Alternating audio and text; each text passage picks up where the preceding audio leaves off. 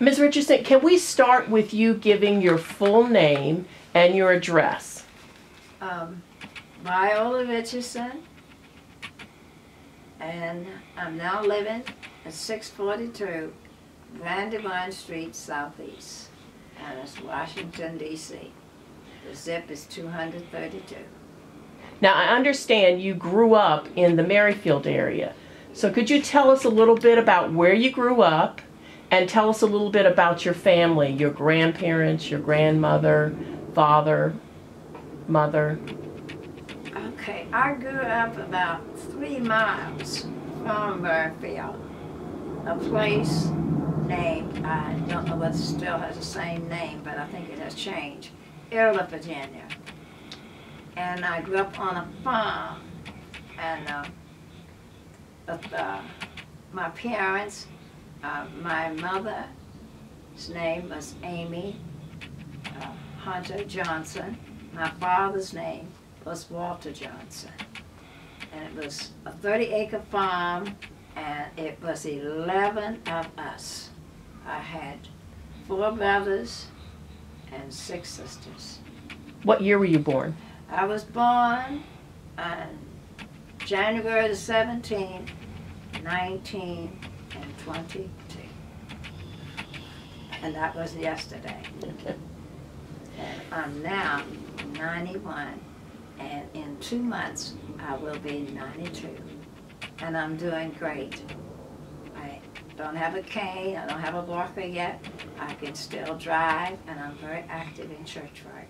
And I thank God for my being, because he's done so much for me. Let's go back to the 30-acre farm, and the community that you lived in. Right now, it would be considered the Annandale area? Yeah, Annandale area. Okay. See, it was Viola, Virginia then. Okay. And very rural. When my father first moved there, it was a log cabin, but then he had the house, remodeled, and that's when, they covered up the log cabin. But it was a farm area, and you weren't known. You was known as a Johnson family name, but you lived on a Johnson farm. And everybody was attached to the farm area. It's like a white family that lived next to our farm, and that was the Bonner farm.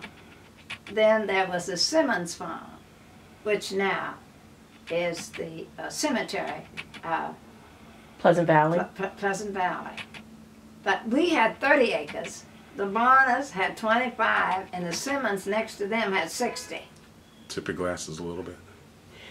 And so how did your family come to acquire this 30 acres that turned into a farm? My grandmother, who was, she was, at the time, I think, I had come from Goochland. But I have to think about this, because now she was Catherine Johnson, and she was born on a plantation which was called the Plantation of Peter Lacey, and it was in Goochland County. But she moved from there after she married. She was a Catherine Johnson. That was her maiden name, but she married a Johnson. And she moved from there to, I guess, the place what we call Viola, in that log cabin. And when she lived in that log cabin, I think that's when she started to working for the Camp Alger. That was during the Civil War. And she worked there. I think most of it, she told us, was doing laundry for the soldiers there. And she made, I think, about $5 a week. And she found out about this farm and the 30 acres that was for sale. And she only paid $10 an acre. And she bought the farm because when she moved there, her and her husband, my grandfather, they had 10 children. And that's what she did. You know, took care of the farm, but she didn't do much of it. And she worked too, to try to maintain, you know, the farm. They bought the farm while they were living there. And after the children grew up, my father, Walter Johnson, he went to New York, and he was a butler for an actor by the name of Thomas Price. And while he was in New York, he met my mother. And they were married, and they lived in a cottage there. And one of my brothers was born there, and that was my oldest brother, Thomas. And while they were in New York, my grandmother decided that she would take care of this farm, so when they come, that they could have it.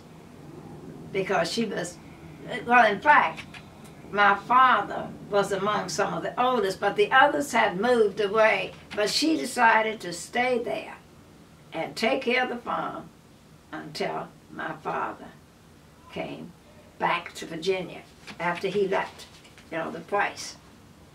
Now, I'm trying to get my thoughts together because most of that area around there was Camp Alger, but I don't have too much history on that. It was predominantly used too for the Spanish-American War. Oh, that's right. That's right. In the Merrifield area. And that's how she got, you know, acquainted with the area and what was for sale. But I don't know whether she had all the children there or not. But you could see the picture of some of them sitting there. My father was one of them, my grandfather, my grandmother, and my Aunt Luray.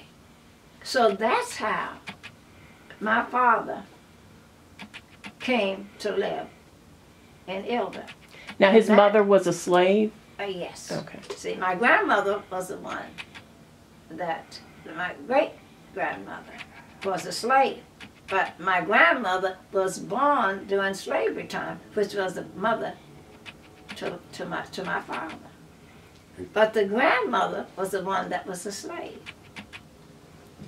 Go ahead and naturally take your glasses off and set them down. You gonna take them off? Just go ahead and take them off. Yeah. Go ahead. Now my great-grandmother was the one that was a slave. And that's why when you see here that Catherine Johnson was on that farm, which was called the Peter Lacey. See, Peter Lacey was the plantation owner that had the slaves where my great-grandmother was. And she only had the one child by this Peter Lacey. And after that, I don't know, I guess she married. I don't know where the others came, but I know my grandmother came first. Now, where the others are, I don't know. That history I had lost, but I want to get it, though. So your grandmother was the daughter of Peter Lacey? Yeah. She was the daughter of Peter Lacey. Okay. And I thought that he was white, but they have it here that he's an Indian. Which was not uncommon for Native Americans to own slaves. That's right. Yeah. So tell me a little bit about living on the farm when you were a child. It was good. Very good. And we were a very close-knit family. We learned a lot. In fact, we learned the work ethic, I think, on the farm because we were working from sun up to sundown. And I think that I really learned the importance of a hard life, working to become somebody. I think I learned that, and I wouldn't take anything from the farm work and living on a farm because we never had to buy anything. My father had what we called, I don't know whether they call that now, truck farm. And the reason that he called it a truck farm is because that the trucks would come out from here in D.C. to buy the fruit, vegetables, and stuff like that, to come bring back here to sell at the market. Now, I guess it would probably be like the markets now, like the Eastern market, which probably they didn't call it then. They probably called it the open market, and or either the open market or just maybe the farmers market, because they have quite a few of them here in the city. But my father raised everything, from having his own meat from pigs, his own dairy products like milk and butter, and I got so tired of churning butter. And he would even sell butter, he would sell chickens, and he even sold the pork meat that we got from pigs. But I experienced so much. I tell my children about it. I seen my father and my brothers, and they would have what they would call the butchering time, and that was killing of the pigs in October. And they would butcher maybe about 10.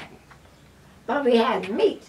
Even though he sold some of it, we had meat to last until maybe the next butchering time, because he preserved his meat.